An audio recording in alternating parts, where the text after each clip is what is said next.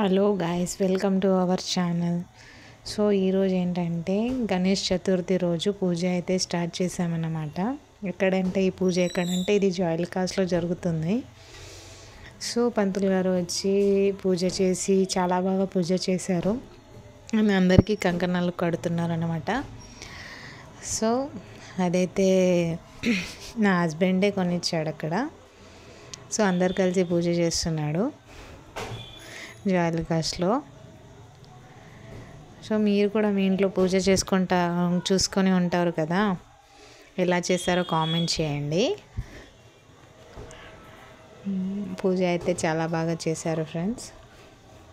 చాలా స్పెషల్, ఎందుకంటే 9 days దేవుణ్ణి పెట్టి పూజించి చాలా బాగా సెలబ్రేట్ చేసుకుంటారు అందరూ. ముఖ్యంగా బాయ్స్కి ఫెస్టివల్ అంటే చాలా ఇష్టం. చిన్నపిల్లలు అయితే బాగా ఎంజాయ్ చేస్తారు. చిన్నపిల్లల నుంచి పెద్దవాళ్ళ దాకా ఈ ఫెస్టివల్ అంటే అందరికీ చాలా ఇష్టం. సో మీరు కూడా మీ ఇంట్లో ఎలా పూజ చేసుకున్నారో అవన్నీ చూసి కమెంట్ చేసి చెప్పండి. ఏమేం పలహారాలు చేశారో చెప్పి, పులిహోర ఇంకా ఏమేం చేశారో చెప్పండి. ఇలా పూలతో డెకరేట్ చేసి మంచిగా గణేష్ని అయితే రెడీ చేశారనమాట.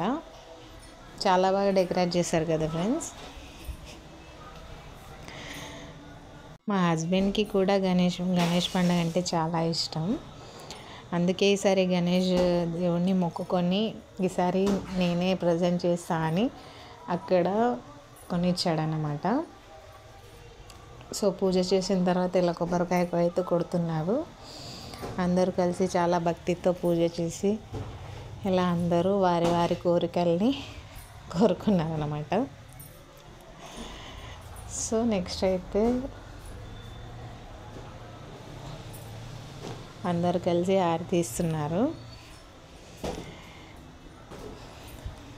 ఈ ఫెస్టివలే అని కాదే అండి, పర్టికులర్గా ఏ ఫెస్టివల్ అయినా చాలా బాగా సెలబ్రేట్ చేసుకుంటారు. జోయలుకాస్లో అందరూ కలిసి చాలా బాగా సెలబ్రేట్ చేసుకుంటారు. సో మీరు కూడా ఇలాగే సెలబ్రేట్ చేసుకున్నారా మీ ఇంట్లో?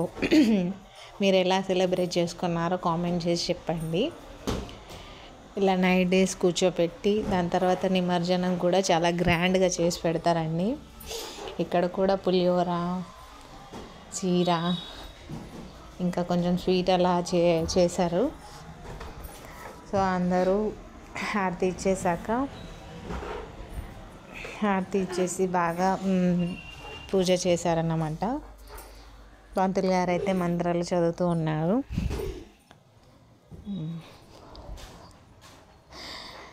సో ఇక్కడైతే అందరూ హారతి ఇస్తా మంచిగా దేవుడిని అయితే మొక్కుకుంటున్నారు.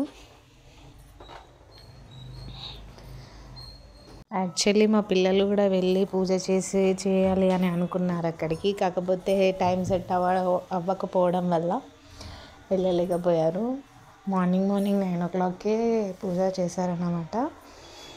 సో దానివల్ల పిల్లలు వెళ్ళలేకపోయారు. పాపం చాలా ఫీల్ అయ్యారు కార్తీక్. లేకపోతే వాళ్ళు కూడా వెళ్ళి మంచిగా పూజ చేసుకొని ఉండేవాళ్ళు. మా పిల్లలిద్దరికీ కూడా గణేష్ అంటే చాలా ఇష్టం అండి. ముఖ్యంగా అయితే మా కృతిక్ గాడికి అయితే చాలా చాలా ఇష్టం. వాడైతే చాలా ఎగ్జైట్ అయ్యాడు. యాక్చువల్లీ ఇంట్లో కూడా పెట్టి పూజ చేయాలనుకున్నాం మేము. కాకపోతే కొన్ని రీజన్స్ వల్ల కుదరలేదు. లేకపోతే ఇంట్లోనే మంచిగా పూజ చేసుకునే వాళ్ళం. ఎవ్రీ ఇయర్ మేము కూడా చాలా బాగా ఇంట్లోనే పూజ చేసుకుంటాం. కాకపోతే ఎప్పుడు వీడియోస్ అవి ఏం పెట్టలేదన్నమాట. ఇదే ఫస్ట్ టైం. సో అందరూ పూజ చేసిన తర్వాత హారతి తీసుకొని మంచిగా మొక్కుకుంటున్నారనమాట. అందరు కలిసి అందరికీ అక్షింతలు చల్లుతున్నాడు పంతులు గారు.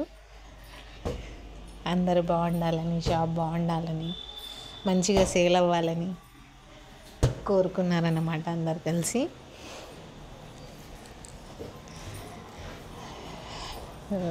ఇలా అయితే వాళ్ళు చేసుకున్నారు పూజ. చాలా మంచిగా జరిగింది పూజ అయితే. యాక్చువల్లీ అయితే పిల్లలు కూడా వెళ్తున్నానండి. పాపం చాలా వర్షం పడడం వల్ల వాళ్ళకు కూడా కుదరలేదు వెళ్ళడం. చాలా అప్సెట్ అయ్యారు పాపం వాళ్ళిద్దరు అయితే. లేకపోతే వాళ్ళదే ఉంటుంది అక్కడ పూజ. ఫస్ట్ లైన్లో వాళ్ళే నిల్చుంటుండే. అంత ఇష్టం వాళ్ళకి గణేష్ దేవుడు అంటే. అఫ్కోర్స్ అందరికీ ఇష్టమే, పిల్లలకైతే ఇంకా ఎక్కువ ఇష్టం ఉంటుంది కదండి, అలా అని.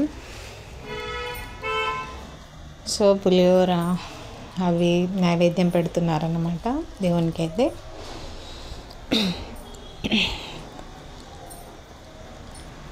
ఇలా అందరూ మొక్కుకొని భజనలు చేసి మొక్కుకుంటున్నారన్నమాట.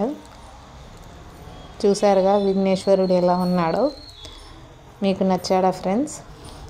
కమెంట్ చేయండి ఎలా ఉన్నాడో. మీరు కూడా మీ కాలనీలో మీ ఇంట్లో పెట్టి ఉంటే ఎంతది పెట్టారో, ఎలా పెట్టారో కామెంట్ చేసి చెప్పండి.